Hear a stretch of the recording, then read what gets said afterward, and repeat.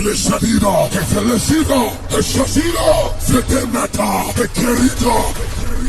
Before we can win and take territories, before we can advance the kingdom of God in any community, we would have to elevate into a spiritual warfare over the spiritual counterpart of that community, of that nation, of that kingdom, and war against the spiritual horsemen and the spiritual horses and their riders, and bring that nation down, bring that kingdom down, and release the souls of men held captive in that dimension of the spirit. Then shall we prevail in the physical.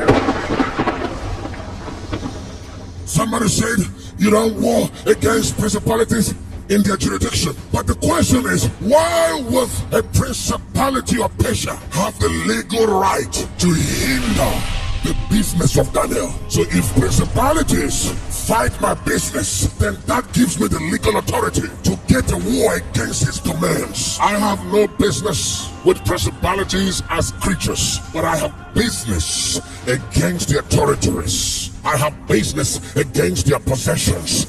I have business against their manipulations, their influences and activities against humanity. So when we war against principalities, what do?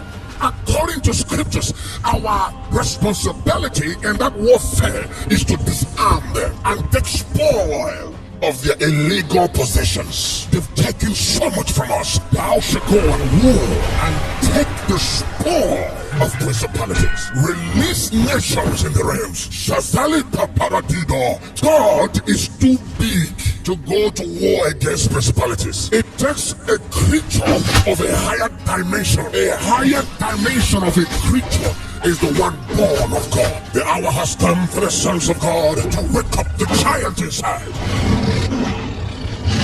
Have you ever asked yourself this question? Why did Jesus bring sword to earth? He did not bring sword to his kingdom. He didn't bring sword to the kingdom he brought on earth. Rather, he says, I did not bring peace to the earth. I brought sword. Why?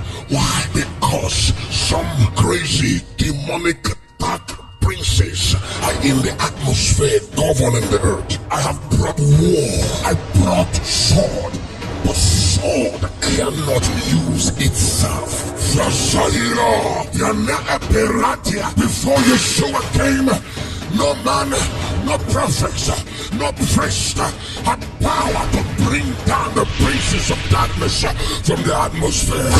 Only Yeshua had the sword that can slay principalities, powers, spiritual wickedness, and spiritual rulers of darkness in the heavenly places. The Prince of Life, the Prince of Zion, Yeshua has brought the sword.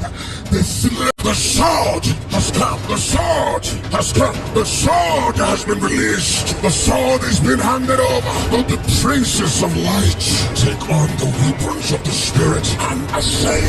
Begin to meet the princes of powers of darkness that have infiltrated our communities, our nations, our tribes.